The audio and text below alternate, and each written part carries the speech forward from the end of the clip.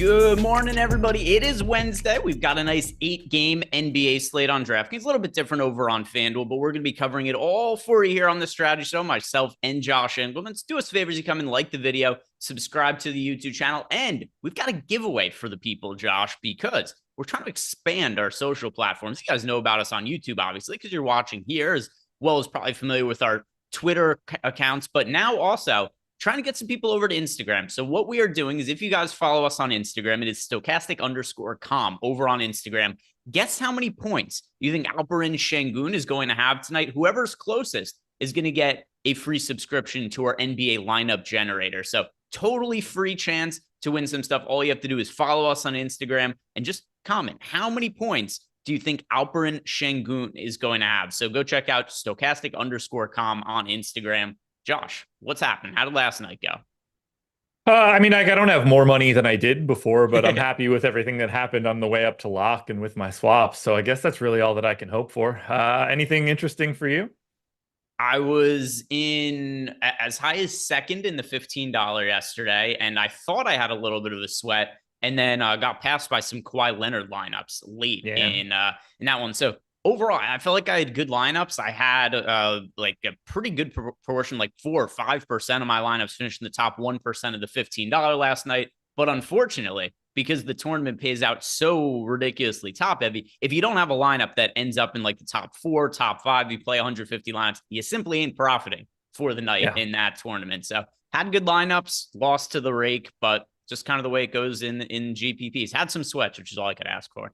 Yeah, that's all you need. Just need some sweats. You need some Mikal Bridges in your life.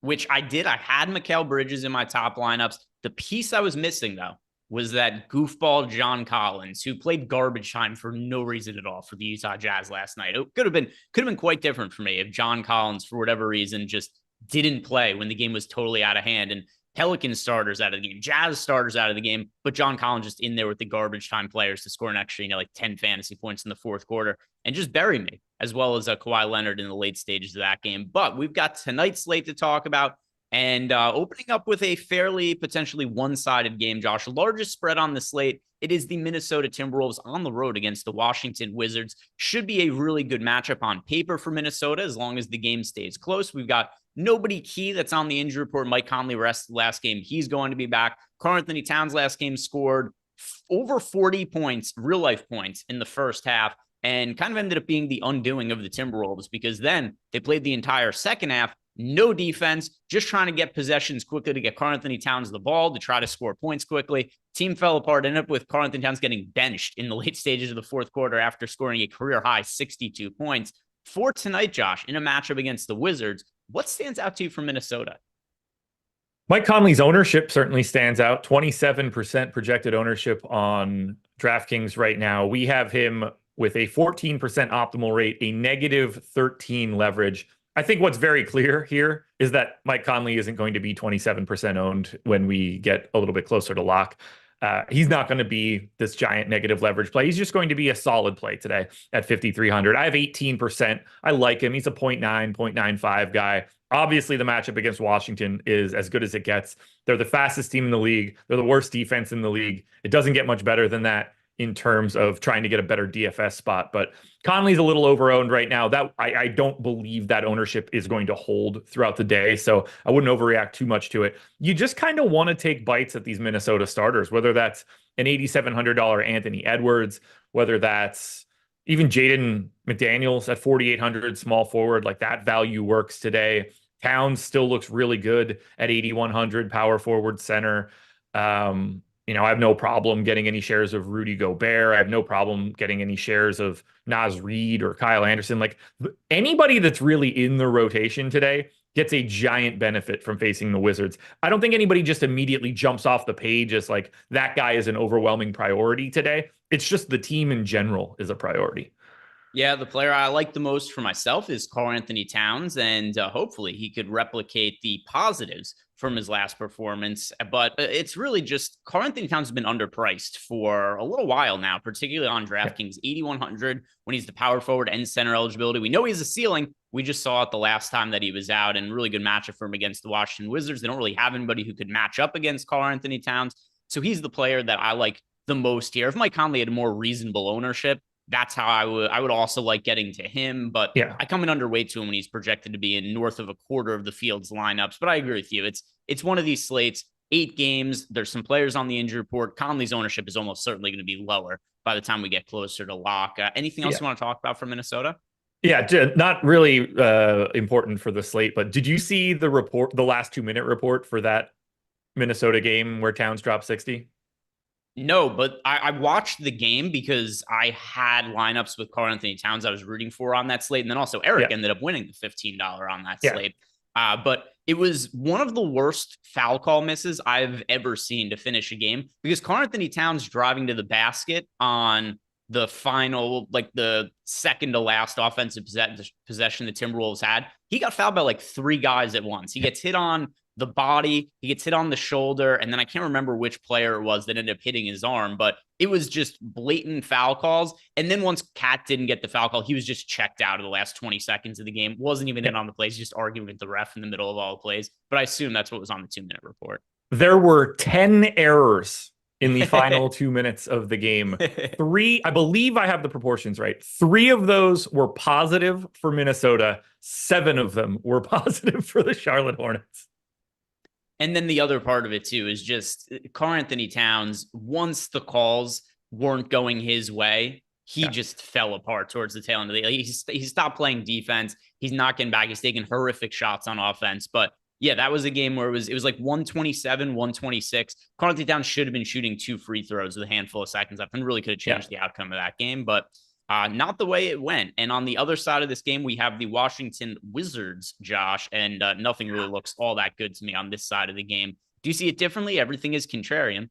No, not so much. So for everything that we like about Minnesota today, it's the opposite for the Wizards. They are facing the number 1 defense in the league. Minnesota plays, I have them 21st in pace. So good defense, plays slow. Opposite recipe for Washington. They don't exactly have anything like super interesting. Daniel Gafford is obviously in play as like a center pivot if somebody's getting any love.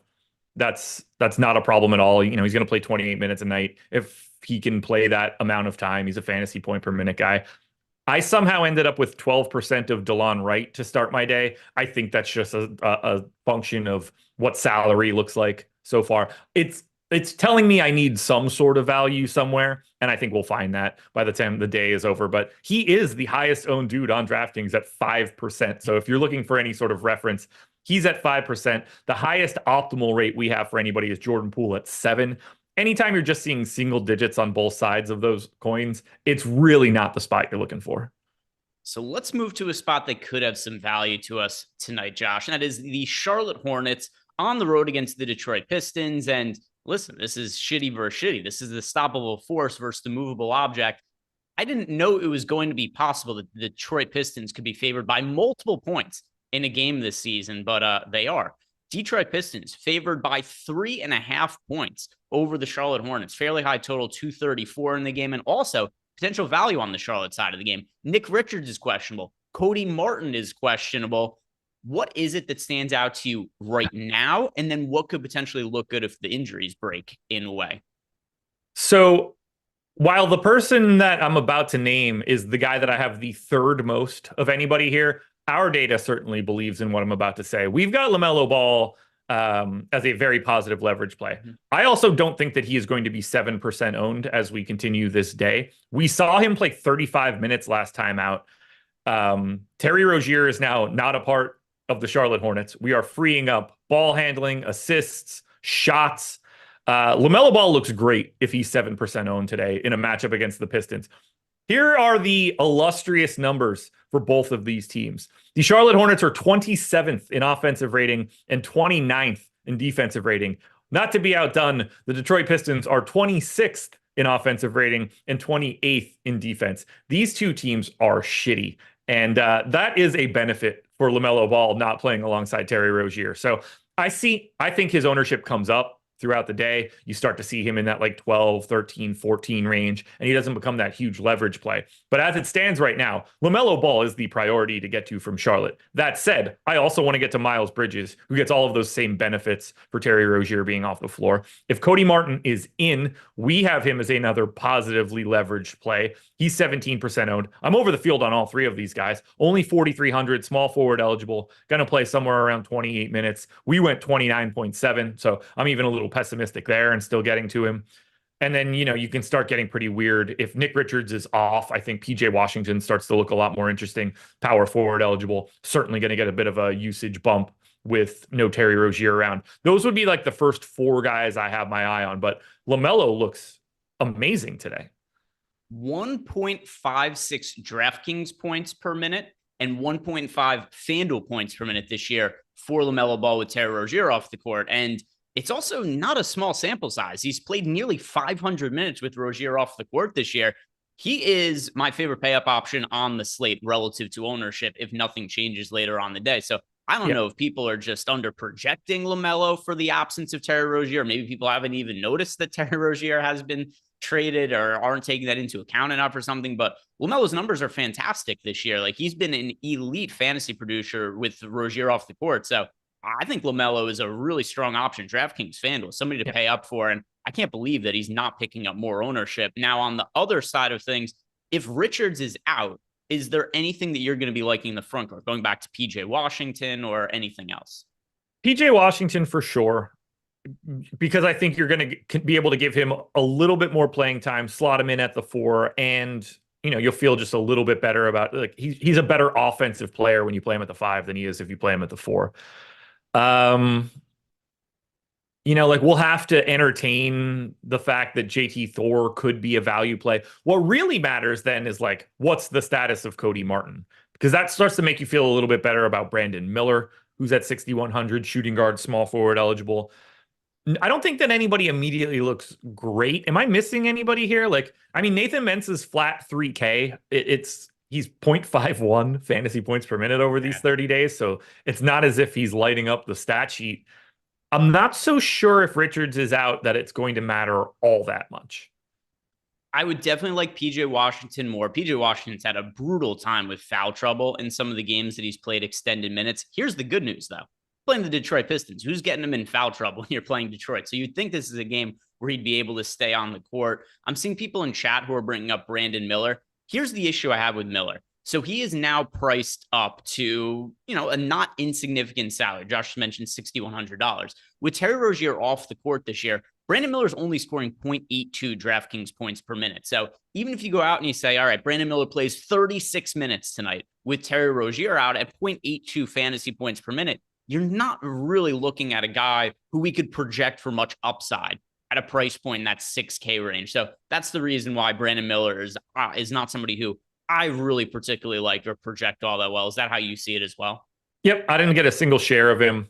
Not that I would have any problem having him. Like, the matchup's great. The positions is totally fine. I see the other Charlotte pieces as significantly better options.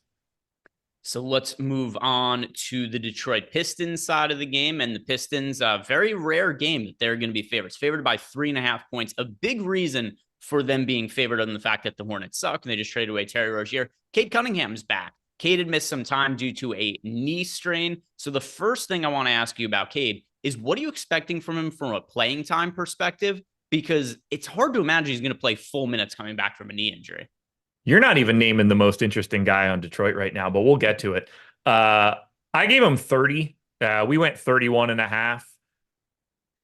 I have a hard time believing that he's just going to get a ton of playing time. It just doesn't make any sense to me for them to do it, but everything the Pistons do doesn't make sense to me, so I don't want to use that as the barometer. But I like the price tag at 7,800, and he was solid before he was definitely picking up his rates prior to getting injured.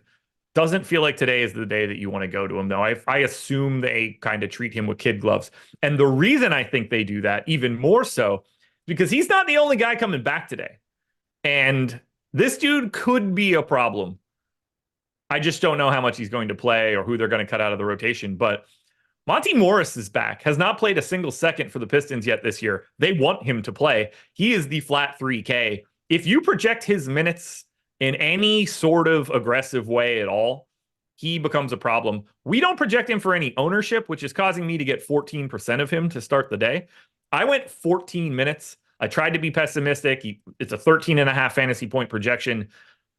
It's not out of the realm of possibility that he plays a little bit more than that, but I think he's an interesting value piece because to me, he is a priority to future Detroit. Yeah. And if we go ahead and look at what was his points per minute production last year, he was right under a fantasy point per minute. Good matchup as well against Charlotte. We don't know what his playing time is going to look like. And this is one of those situations where if you don't know what a guy's playing time is going to look like and they have some upside, but also have downside, if they're highly owned, somebody I'm probably not all that interested in. But to Josh's point, I hadn't considered Monty Morris until Josh just brought him up there. It's a point well taken. Monty Morris, if you say that maybe he has the ceiling to play 20 minutes, which is not absurd to think, if No. even if he's, this is the guy who's a starting caliber NBA player, if he does get restricted, which is going to be the case, but 20 minutes is still a fairly tight minutes restriction based on what we've seen Monty Morris play historically. If you give Monty Morris 20 minutes against the Charlotte Hornets, could he score 20-ish fantasy points and no ownership? Yeah, and that could be fairly appealing at his price. I could see it your way. Yeah, I think they want him to be playing 24, 26, 28 minutes sometime in the future. They either want to trade him or play him. You figure Alec Burks is probably going to be on the way out one way or the other. I just don't know with him being this is his first appearance for this. He's been out the entire year. My guess is that his minutes are relatively limited and he plays sort of the way Marcus Sasser plays on days where Marcus Sasser just doesn't get a shit ton of extra minutes. So I went 14 minutes and I think I'll be pessimistic for it. And as value opens up, we won't get there. But if you knew that he was playing 20 minutes today, he'd be one of the more popular plays that you could get to because of his price tag. You know what's funny about the Detroit Pistons? As shitty as they are, they have a lot of NBA players on their roster, if you know what I mean. You get to the end of their bench, and, there's guys like Joe Harris, who doesn't even get minutes for them. He's somebody who is an NBA player. We've got Mike Muscala, Monty Morris at the end of the bench. Now, these are NBA players, but this is something else now that I'm kind of looking at. This isn't going to have a mass amount of relevance for DFS, but does Killian Hayes just fall out of the rotation now? Where did the Monty Morris minutes come from? I think Sasser falls before Hayes. Not necessarily saying that I think that's how it should be, but I think that's what happens here. You also now have, you can get rid of Kevin Knox minutes if you need to and move people up the positional spectrum, because if Cade is back, Cade is not a point guards guy. Cade is a small forward that plays point guard offensively. So you can redistribute the defensive matchups up the positional spectrum when Cade is around. So I think Sasser is probably the odd man out. I hope that it's Killian Hayes, who it should be. I don't think there's much of a future in Hayes. But it's the Pistons. I don't trust them to make the right decisions in any way. I do have one thing we need to talk about here, though. One of their, I don't know, their second best player. Bojan's 4% owned today. He's 5,800 small forward, power forward. I don't agree at all with the way that we have him projected. We gave him 26 and a half minutes. Unless I missed something, I don't think that's what he's played. His rotation in the last game was weird. He played in the third quarter and then never saw the floor again for the rest of the game. I don't think that's a long-term decision for the Pistons unless I've missed something that they talked about. So Bojan asked to not go back into the game. Okay, so I know why that happened. I guess the young guys were cooking and my process people filled me in on why that was happening. But I don't think he's going to always do that, right? Most likely not, but what the hell is this team going to do with the rotations? It's really hard to say. This could be a spot where nobody on the team plays over 30 minutes. It could be a weird game like that with Monty Morris back, and they might play an 11-man rotation today. And I look at it the opposite way. This is a matchup against Charlotte. These guys want to win.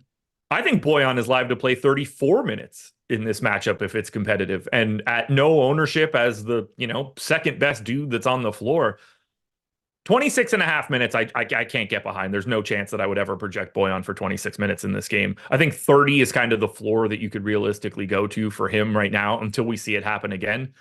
But I think he's very live to just play standard starter rotation if this game is a competitive matchup against, it's a 3-point line.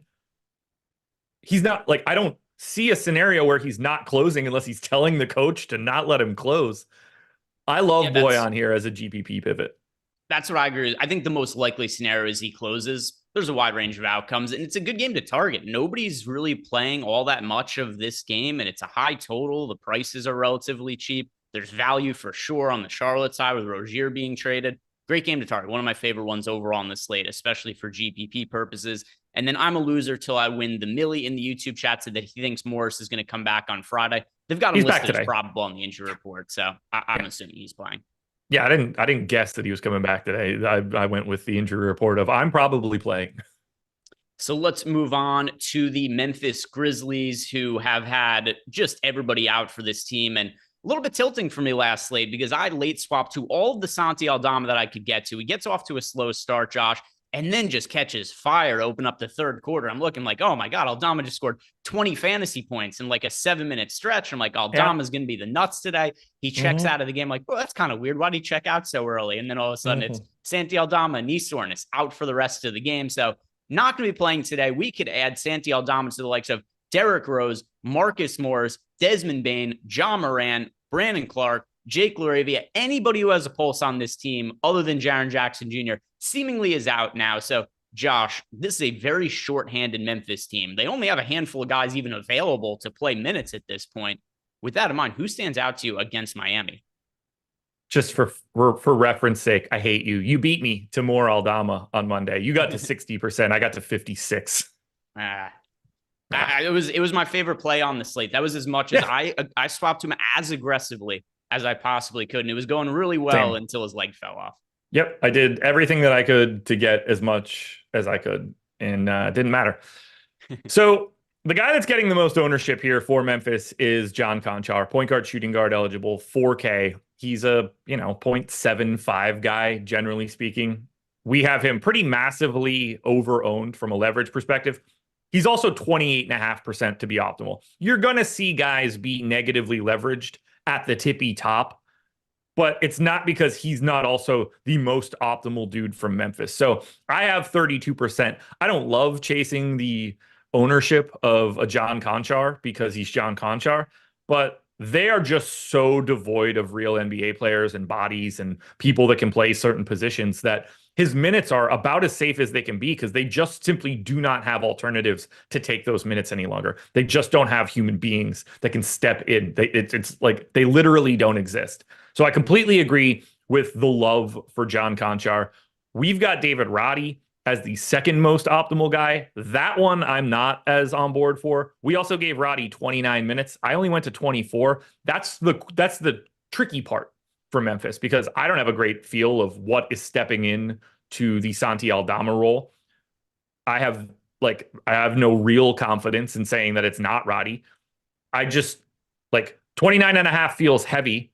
It's also very, very, very in play. So I'm kind of like splitting the difference on that in my head. But if he's 20% owned, I'm probably not going to get a lot of David Roddy without me bumping up his minutes. And I could certainly bump them by the end of the day. The guys that I'm looking at more are like $3,500 Zaire Williams, who's shooting guard only 4%, works as a value option. Kennard feels pretty safe as a guy that's going to get around 30 minutes at shooting guard. He's pulling 20% ownership. I feel a lot better about the Kennard 20% than the Roddy 20%. The only guy that really I'm nervous about here is David Roddy. Like I would like to get a lot of Jaren Jackson, but these power forward center dudes in the high 7s, low 8 range, we're just loaded with those guys recently.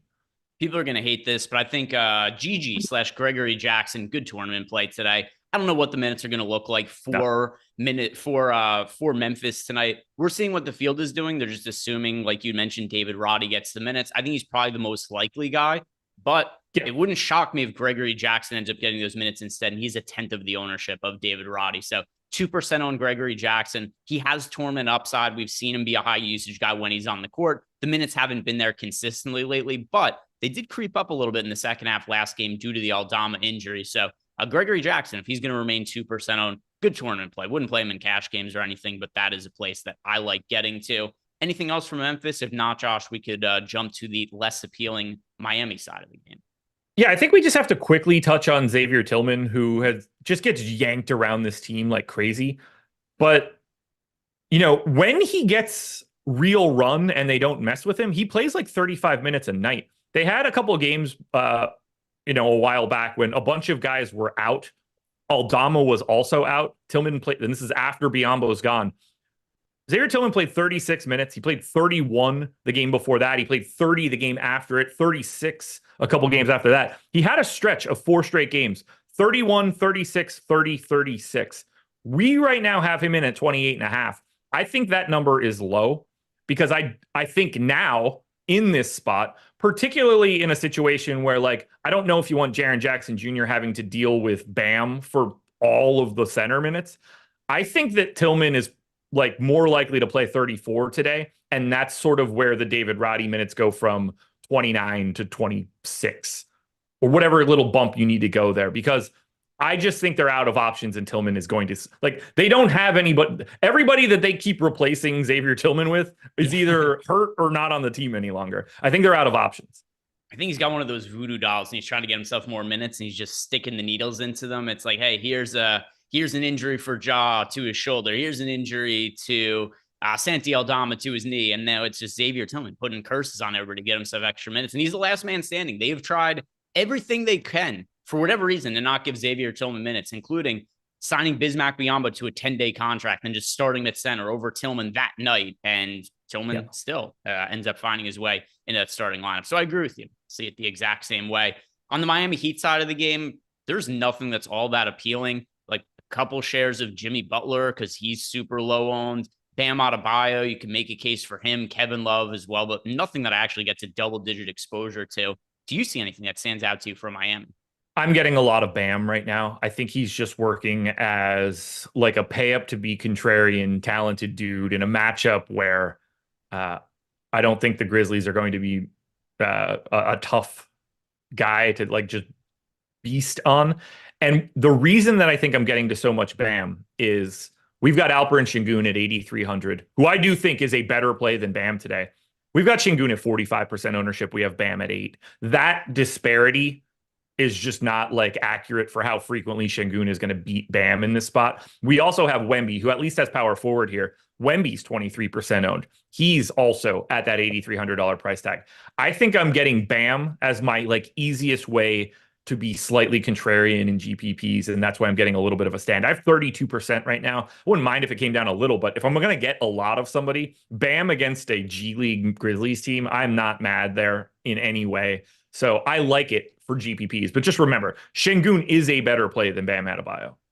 So let's move on to the Cleveland Cavaliers on the road against the Milwaukee Bucks, who are, I guess Doc Rivers is going to be, or sorry, Glenn, I forgot. It's Glenn Rivers, new coach for the Milwaukee Bucks. And there's no way this wasn't orchestrated. So I don't know if you saw all the details of this, but they've been using Rivers as an advisor to Griffin for the last month or so, 6 weeks. Sometime in December. Yeah. And then they fire Griffin. It's like, hey, convenient. We have an agreement in place with Rivers. All sides are good. Like an hour and a half after they fired Griffin. So very, very clear what ended up happening here. They've had this agreement in place with Rivers. So I assume he's going to be good to coach today. Not that it has any real impact on the game, but just kind of an interesting narrative and storyline to it. As far as the Cleveland side of the game goes, Karis LeVert is questionable, and something that kind of sneaky could have some sort of impact here. Tristan Thompson, who's been playing backup center minutes for the Cleveland Cavaliers,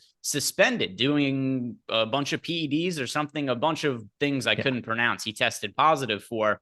Yeah. I think Damian Jones is going to play the backup center minutes, Josh. Same. Nobody's rostering him.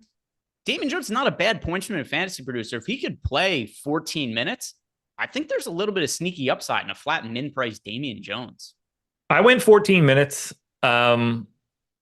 I'm a little low on his rates, so he didn't show up for me at all. I guess I'm more of a Monty Morris guy for the flat 3K randos for today instead of the Damian Jones. But I don't disagree with what you said. I think Damian Jones is just going to step into that Tristan Thompson role, especially with Evan Mobley still out. And I think Damian Jones just plays whatever minutes Tristan Thompson was going to play today. That becomes Damian Jones. I took the minutes right out of Tristan Thompson's cell. I gave them immediately to Damian Jones, but I have him as a baseline 0.85 guy in my model, and that's really hampering him a little bit and stopping me from getting to him. We seem to be a little bit more aggressive based on minutes and rates for him, which does look good going up against Milwaukee. I'm guessing we don't need him by the end of the day, but there is that sort of path where he has to play. Like if something happens to Jared Allen, Damian Jones is the guy that's up next. Yeah, so not somebody who's a priority, but as a low-owned GPP flyer, Damian Jones is somebody I have my eye on. As for other guys, on Cleveland. Nobody looks great, but there's a bunch of guys that look good. Max Strus, Donovan Mitchell, even Isaac Okoro, I get some exposure to. And this is really shown in our ownership projections as well, because Allen, Wade, Okoro, Mitchell, Strus, they're all projected for right around like 10 to 15% ownership, these guys. And I think it's more or less warranted. Is that how you see it as well? Or is there anybody that you really, really like to take a stand on as things look from Cleveland right now? I only have double-digit exposure to one guy, but I do have 6 Cavs in at least one lineup. But the guy that I have double-digit exposure to is Donovan Mitchell at 14%. So it's working as intended. If LeVert ends up out, then you bump Mitchell a little bit. You bump Sam Merrill a little bit, who's shooting 40-something% from three and shooting more threes than anybody in the league in a per 36 rate right now. If it kept this rate, it would be the second highest rate ever behind Steph Curry a couple of years ago. So if you just want to know what kind of company he's in for getting threes up, that is what Sam Merrill is doing.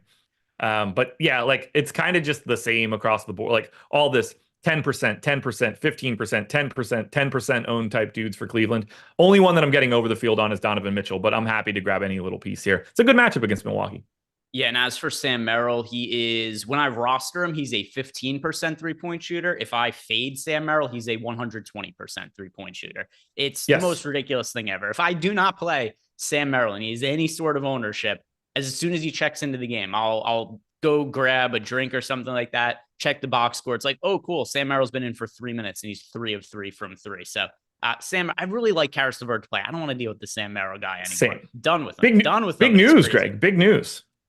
Yeah. The North Carolina Lottery Commission voted today to allow mobile sports betting starting March 11th at noon. And I can start creating my betting accounts on March 1st. The ACC men's basketball tournament starts on March 12th, the day after. So not a coincidence. I think that timing is not a coincidence. I don't think so either, but yay me. I needed another mechanism to lose all of my money.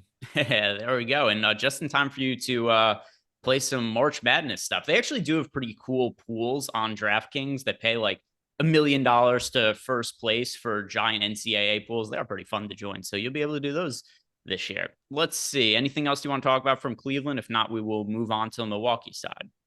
Nope, I am good. All right, Milwaukee Bucks with a new look at the helm. Glenn Rivers has taken over for Adrian Griffin as the Bucks head coach. And is there anything that you think could change from a rotation standpoint? No, I don't think so. Like, you might see like Jay Crowder play more minutes, but they don't have dudes. Like they're not sitting on this war chest of like, I can't believe they didn't play that guy more. They kind of have what they have, and I don't think there's a lot of ways to massage that in any real actionable way. Certainly not for anybody that's going to like play in DFS today. I mean, maybe Rivers is like this big Pat Connaughton guy, and he goes from 16 minutes a night to like 24 minutes a night. I don't know. Do you know if he's going to be on the sideline today? I figured today was Joe Prunty. I'm not sure. Just because this whole thing seems so orchestrated that I assume it's probably going to be Rivers. I mean, they had a contract for him the 10 minutes after Griffin left. So I assume that he's going to be ready to go just from that, but maybe not. We shall end up I assume there's some legalities for it where like it takes a little bit to process and dot the I's and cross the T's, and you get Prunty as an interim coach for today, and then he makes his debut since I haven't seen anything, that is the assumption that I'm going with. Bucks play again on Friday. Same game at home against the Cavs. I think you get Prunty today. I don't think any of it matters. Yeah, the one time there was a coaching change that really did matter for DFS was when the Nets fired Kenny Atkinson for starting Jared Allen over DeAndre Jordan. And then you just what a dummy. Like, yeah. So then you knew it's whoever comes in next is starting DeAndre Jordan, and Jordan was a really cheap price. That was a while ago, but every once in a while I see coaching changes where it does materially impact what the rotations are going to be. As things look right now for the Bucks, nothing's really all that much of a priority. If you get to Giannis as a pay-up option, cool, not going to have an issue with that. Points per dollar, I think the best overall option on the team is Chris Middleton at 6,600, but also not really any kind of priority. So I don't have double-digit exposure to anything. I think Chris Middleton is more of a priority than we're showing. We only have him for 29 minutes. I don't agree with that at all. I have him in for 31, $6,600 shooting guard, small forward, only pulling 4% ownership. is it a great matchup against Cleveland? No, it's the number 4 defense and number 28 team in pace, but he's a 1.17 fantasy point per minute dude over the past 30 days. I got him at 1.15 for the game. I think his minutes upside is a little bit higher. Like last game out, he played 31 and a half. The game before that, he played 33. The whole team only played like 20 minutes a night on the 17th. He didn't play the 14th. He played 33 minutes the night before that. The whole team didn't get to 30 in the game before that. He played 33 and 32. I don't know where 29 comes from, but if you project Chris Middleton for 31 minutes instead of 29, he's one of the better leverage plays that we would have. I think I want to give a shout out to Zolo Baxter. Oh, no, it wasn't Zolo Baxter. I almost gave it to the wrong person. Oh, here it was. SMP 1993 said there's a better chance that Rivers doesn't know who Pat Connaughton is than he gives him extra minutes. Also very possible. Rivers, I think one of the funnier things that I remember Bill Simmons coming up with, and I haven't listened to Bill Simmons in a meaningful amount of time, but he pointed out at one point that when Rivers was the GM and the coach in what it was when he was with Los Angeles, all his free agent signings was just whichever players would have career best games against the Clippers. So I don't think this is a guy who's super well informed of what's happening around the league. So to your point, SMP, he might very well have no clue who Pat Connaughton is. Nate Duncan and Danny LaRue should just call him Rock Divers, the GM, and Doc Rivers was the coach. That's very funny as well. He's just Glenn to me. He's just Glenn. He's no doctor in my book. When he got cooked with the Glenn by Draymond, that shit was outstanding. Cool. It was Draymond, right? It wasn't Durant. I don't know why I'm remembering it. It's Draymond. Cool story, Glenn. Right? I don't remember that. It sounds like Draymond though. Oh yeah, it was Draymond. Let's see. Okay. Draymond Green was talking smack about like a phony foul call when Rivers deadpanned. Wow, that was such a violent bump. I'm telling you, it was amazing. You got to be careful. That was too hard. I guess that guy at Golden State, I mean, I think the bump was too hard for him, clearly, the way he reacted. And the Draymond Green to KNBR on Doc Rivers comments. Cool story, Glenn. There's times where Draymond is very likable. Unfortunately, it's a very small percentage of times because most of the time he's outrageously annoying playing basketball. But good one by Green on that. Anything else you want to add from Milwaukee?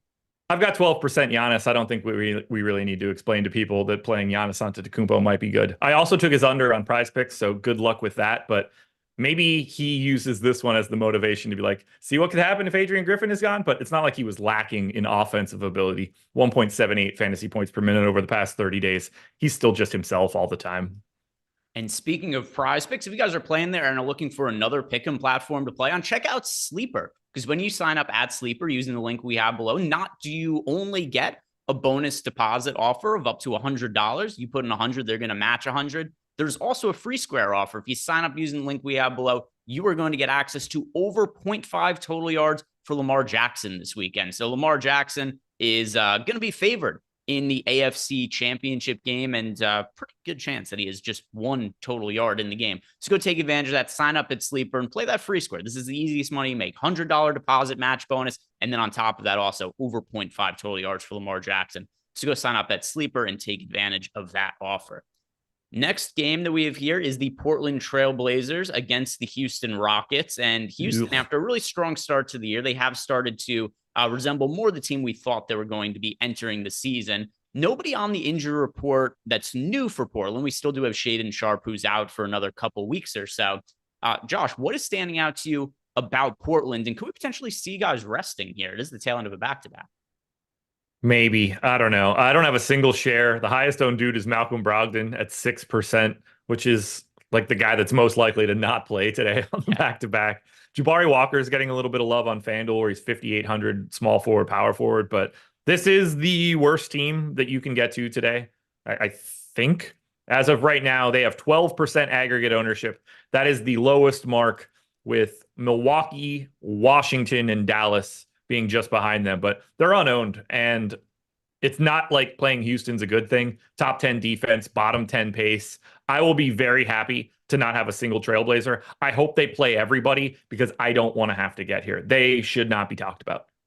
My intuition is that Malcolm Brogdon ends up resting, but we shall see. It's a tail end of a back-to-back. Brogdon's a veteran. He's not some. I'm actually kind of surprised that we haven't heard rumors of him being traded anywhere, because there's no way he's going to be on this team post-trade deadline. And with that deadline approaching, I think it makes all the sense in the world to rest Malcolm Brogdon, but he's not on the injury report right now, so we could assume that he's in. If that changes later on, deep dive live before lock, Josh and I will be covering that for sure.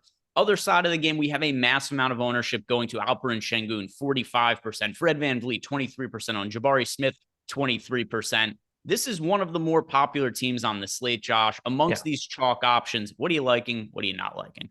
So I'm mixing it up a little bit, but it's not that I don't like Houston. I think they're in a really nice spot against Portland. Portland's terrible. Houston should really thrive here.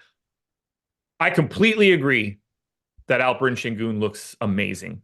You know, he's 8,300, 1.4 fantasy points over the last 30 days. He's playing big minutes. We have him in for 35. I went 34. I have no problems with our projections. I agree that he looks incredibly optimal. This dude is probably the best center play that you can get to today. But it's center. It's an 8-game slate. We have all of these guys that always look good in this 5 and 6K range. You find those pay down options that could exist. I mentioned Bam before. I am way under the field on Alperen Şengün. We have him negatively leveraged to 24, basically optimal rate, half of the ownership. If you're playing a cash game, you're putting in Alperen Şengün. And if you're playing GPPs, you're putting in Alperen Şengün. I just think he's the easiest dude to get off of today. And I think that's what's happening for me. I would be just as happy to have 50% Şengün because I think he's just going to mash Portland. I have more of the rest of the team, though. I'm 2xing a $5,900 Jabari Smith. We have him as a little bit over-owned. I see it. I think the position is really helping me out there, and that $5,900 price tag hasn't been great lately. 0.84 fantasy points per minute. Maybe Portland is the cure for what ails him. I'm neutral to Fred VanVleet with a V for everybody that never knows that it's a V in his last name, not an F. I am neutral to that 23% ownership. We have him a little bit over-owned, but nothing too crazy. And then I'm actually getting to a little bit of Dillon Brooks, $5,200 shooting guard small forward. He's had a bit of a minutes bump as of late. Only 2% owned in this spot. Feels like the kind of day where you let Dillon Brooks take a couple of extra shots to like boost his ego. You know, just hey, but we're playing Portland, man. Like if you want to shoot, go ahead and shoot today. He played 40 last time out. Now that was without Fred VanVleet, without Jabari Smith, no Jeff Green, but previous games to that, 35. He went 39, just shy of 40 on the 17th. He played 31 on the 15th. So I feel like his minutes have ramped up a little bit. I think they're trying to play him a little more. I think they're seeing how they're like fading a little bit. And plus he was out for a while, so maybe he's ramping back up to that starter minutes. I like Dillon Brooks as a GPP option today.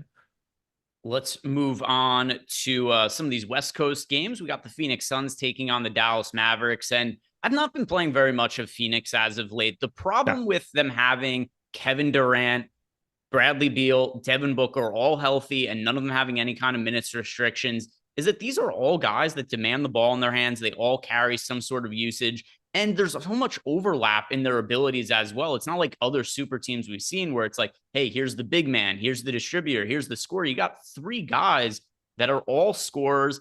And it does seem like Bradley Beal has taken the biggest haircut in terms of what his production looks like. But I can't really prioritize anything. I know Kevin Durant's coming off a big game, so people might point to that and say like, hey, look, we just saw a ceiling game out of Kevin Durant. Sure, but it could be Beal who has a ceiling night. It could be Booker on any given night. And all these guys are fairly expensive. So there's nothing I prioritize from Phoenix. If you get to a guy as a last man in out of Durant, Beal, or Nurkic, or Booker, there's no issue with that, but no priorities. I don't have a single share of anybody from Phoenix. The highest owned guy is either Beal or Durant at 5%. The most optimal guy we have is Durant at 7%. Clearly, if you like Bradley Beal, or sorry, I mean, I guess, yes, include Bradley Beal to this, but like if you like Devin Booker, if you like Kevin Durant, they are not the guys that you're like, no, don't play those dudes in this spot, but they are not going to look as good as everybody else that's on the slate. So I will probably have none of Phoenix unless I'm swapping to it late because I have freed up a bunch of salary. Eric Gordon's questionable. If he's ruled out, it creates some extra playing time for guys like Josh Okogie or Ketta Bates-Diop, but it doesn't make them fantasy viable. The other day, we had Gordon and Grayson Allen were both questionable. Grayson Allen ended up playing. Gordon sat. If both of those guys were out, it would have opened up minutes on the wing, but it didn't matter because Grayson Allen played. He's not on the injury report for today. So nothing else that really stands out to me from Phoenix. So let's move on to Dallas, Josh, where we do have some pretty important stuff going on here because not only is Luka questionable, Kyrie Irving is questionable, Dante Exum is questionable. He's missed a whole bunch of time. Seth Curry is somebody who could play bigger minutes while these guys get rolled out, but guess what? He's questionable as well. I don't know what to make of the Dallas Mavericks. When you got Luka and Kyrie both questionable, it's just not enough information for us to act on now. No, but if we locked right now with these guys in, I've got 24% Luka at 5% ownership. We have him as a little bit under owned. We have him as 8.5% optimal. We saw him come right back, have a fantastic game last time out, played 39.5 minutes. I have him in for 37. We basically do as well. I will never be mad that I'm taking a stand on Luka. Like, I know 11.3 is a big price tag, but if I'm going to 5x the field on somebody, give me 5x the field on a dude like Luka. I'm actually pretty heavy. Like, Shea is the only guy in double digits that you can pay up for today, and I'm light there, but I'm pretty big stand on Luka, big stand on LaMelo, which I think is going to go away. I'm over on Mitchell. I'm over on Giannis. I'm getting to the top end of this slate more so than I expected, more so than I normally do, like early in the day, but I like it here. I mean, he's not going to meet a ton of resistance from Phoenix, and he has certainly given Phoenix the business in the past. Yeah. There's a really interesting opportunity here. If we go into lock and Luka and Kyrie are both questionable, I really am going to want to make sure that I have flexibility in my lineups because if Kyrie is in and Luka's out, he looks really good. If Luka's in and Kyrie's out, then Luka looks really good. If both of them are out, there's an insane amount of value that opens up on this slate. So we'll see what ends up happening because I wouldn't be surprised if they just go, hey, let's give Luka and Kyrie the night off and all kinds of value opens up. So check out other content later in the day. And then, of course, our projections, ownership projections, those always get updated as players get rolled out. So if you guys want to sign up for any package at Stochastic, use the links that we have below in the description box. And also, post-lock, I hang out in our Discord channel all night. Myself, Rich, Lee, when they're updating the projections, we tell you guys how we're changing our lineups based on the news. Like I saw somebody in chat earlier who said, I played Xavier Tillman the other night and it screwed me. Well, guess what? If you were hanging out on Discord that night, we were all global swapping to Santi Aldama. So one of the other reasons, just hang out in Discord post-lock because NBA news happens all the time. You do get access to our Discord. You sign up to any package at stochastic.com. It was Chandre that played Tillman, so he was going to get that wrong no matter what.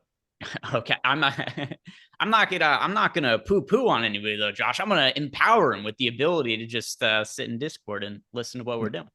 Even if you told him exactly what was happening, he would disagree and screw it up on his own. So you would have gotten that information. It would have been quality information in our Discord. I'm not telling you to not be in our Discord. I'm telling you to never read his stuff.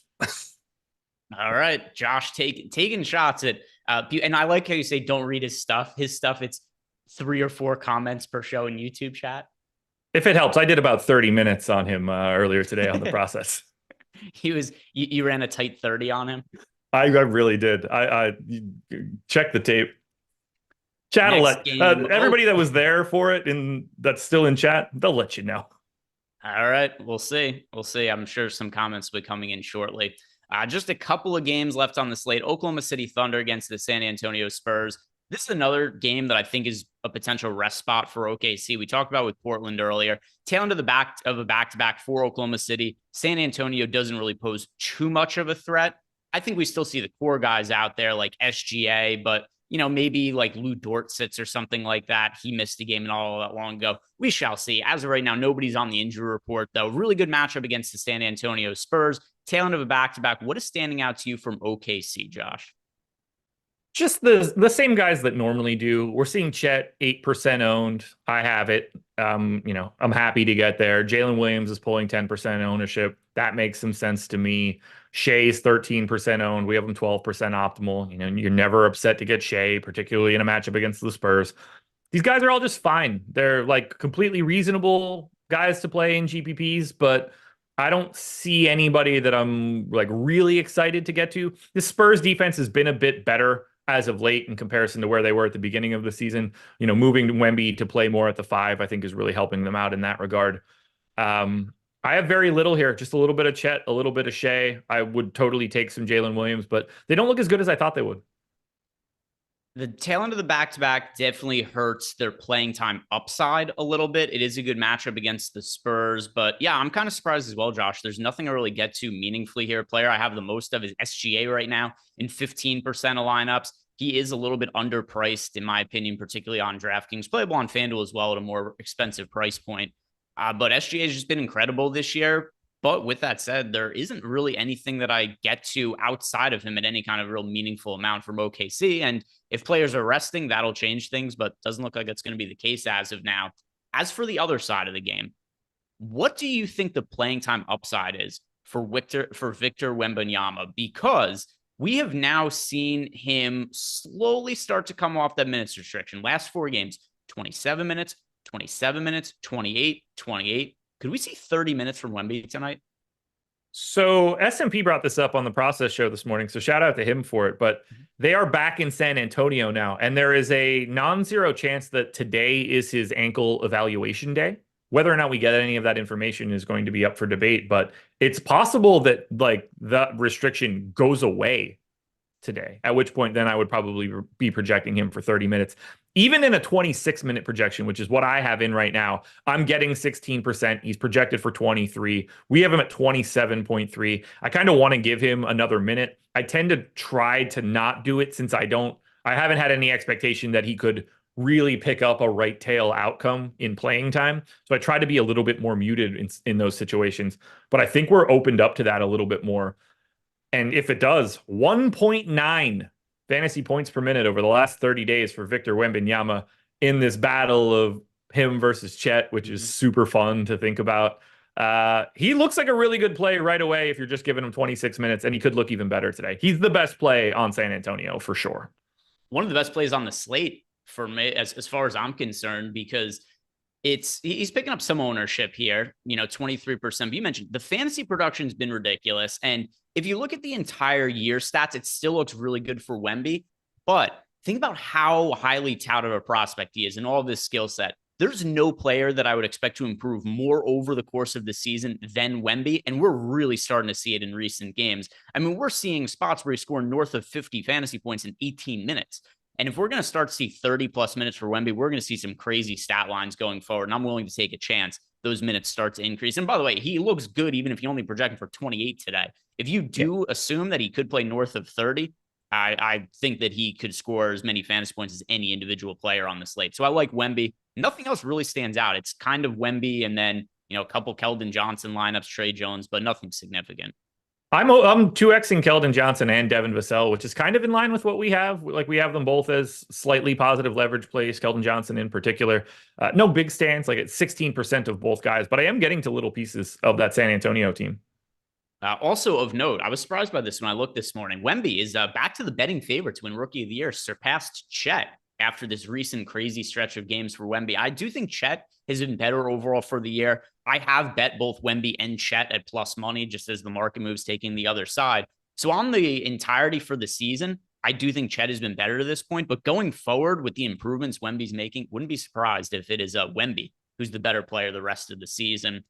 Final game on the slate, Josh. Atlanta Hawks taking on the Golden State Warriors. Trae Young, concussion protocol. He is going to be out today, opening up all kinds of ownership and value here. We've got Bogdan Bogdanovic project for 42% ownership, Saddiq Bey at 29%, then Onyeka Okongwu, Jalen Johnson, DeJounte Murray, they're all right around 20% as well. This is a great team to be targeting. What are you prioritizing? This team is going to be a real problem. A real problem. So I got a ton. I have 80% of Bogdan Bogdanovic right now, who's 43% owned, gets a massive bump to assist rate and usage rate with no Trae. I've got 54% Onyeka Okongwu right now, who has been picking up a couple extra minutes as of late, $4,600 power forward center, and, certainly just looks a little bit better in this spot. You see DeJounte Murray pulling 20% ownership. That's going to be the natural place for everybody to go. I think he's properly owned. We have the exact same optimal rate there too. I like Saddiq Bey at 5,100. He's the kind of guy that can just get like an extra shot or two, which is pretty important when you're at that price tag with his MPE. Jalen Johnson certainly picks up a bigger role as well. I'm getting a ton of this. I don't know how you don't get like Bogdanovic, Capella, Murray, Jalen Johnson, Onyeka Okongwu, Sadiq Bey. Like, these guys are all just really, really good options for today. And you should be trying to get a bunch of them. I think Bogdanovich is the best one you can get. And Murray is also not nearly as popular as he should be, in my opinion. Just under 20% ownership. He looks underrepresented. Bogdanovich, one of the top chalk plays on the slate. I think that it totally makes sense, the ownership that's going to him. Yeah, this is a team that makes a whole lot of sense to be getting to. Lots of guys projecting well, and it's going to be a team I have a lot of exposure to. Are there any tournament flyers you like from them off the bench that aren't picking up all that much ownership? No, I am not going to go to Patty Mills, Trent Forrest, Garrison Matt. I mean, I guess I am going to go to Garrison Matthews. I have 2% of him, but like, I'd rather not go to Garrison Matthews, AJ Griffin. I just want to unload multiple barrels on all of these guys that are going to play like 24 plus. And that's sort of what we're seeing. Like, I got Capella in for 25. I've got a Kongwu in for 25. We have it at like 24 and a half, 24 and a half. It's creating me getting to a lot of a Kongwu because of that power forward eligibility. But no, I fully expect to have a ton of this Atlanta team. I love having a ton of this Atlanta team just for like late swap purposes throughout the night. It makes moving through this all very significantly easier. But this is a team pulling 135% aggregate ownership. This is the high mark of anybody on the day. Makes sense. I mean, Trae Young is out. He does so much for the team in terms of usage, ball handling, playmaking, minutes, and all that. It opens up a lot to like from Atlanta. Not on the other side of the game, though. So the Golden State Warriors, it is actually a slight downgrade for them with Trae Young being out, because the Hawks do play at a slightly slower pace without Trae Young, and Trae Young's also just terrible on the defensive end. But with that said, I don't think I was going to really be prioritizing anything from the Golden State Warriors either way. There's a good amount of value on the slate, and nothing really stands out from Golden State because guys like Steph Curry, Klay Thompson, Draymond Green, everybody just seems past prime for the Golden State Warriors. And even Steph, as sad as it is to say, he's just not shown the same kind of upside this season. No, and it's either Steph or Klay that you're getting to in this game, and I think that's probably it. If Podziemski ends up out, like, you kind of start squeezing out a little bit of extra value to potentially other guys, but I mean, it's single-digit ownership across the board to all of them. I don't really see how anybody could be prioritizing anything here for Golden State other than the fact that it's a good matchup. Anything that you're really getting to at all here outside of those guys? Because I agree with you. I've got 1% of Steph. I've got 3% of Klay, but I mean, that's underweight to each of them. And then nothing else, not getting to the Sarge ownership is nearly a 10% either. Like, Sarge at 5,300 is already, like, to me, too tough to grab at this point. Like, everybody's price is sort of just stabilized into this morass of like 5K, 6K dudes. 5,400 Wiggins, 6,100 Podziemski, 53 Sarge, 58 Draymond, 59 Kuminga, 63 Klay. Like, all these guys are just like the exact same dude at a different position. And when that kind of happens, you just start looking, and like, none of them are extraordinary per minute dudes. You know, you're talking about around like 0.9 to a fantasy point per minute, depending on who we're talking about. It just makes it really difficult to choose the right guy from his own team, let alone for the rest of the slate. And that's going to do it for us, guys. Thank you very much for watching. If you've not done it yet, like the video, subscribe to the YouTube channel. If you want to sign up for a Stochastic membership and get access to all of our data and tools that get updated throughout the day, sign up using one of the links we have below. And don't forget that also gets you access to our Discord channel. So if you ever have questions for myself on Live Before Lock, you can throw those into the Discord chat, as well as any questions you might have post-lock when we're not on shows. So that's going to do it for us today, guys. Check out all the rest of the content on the YouTube channel and an NFL strategy show that's coming up next. So check that out as well. Peace out.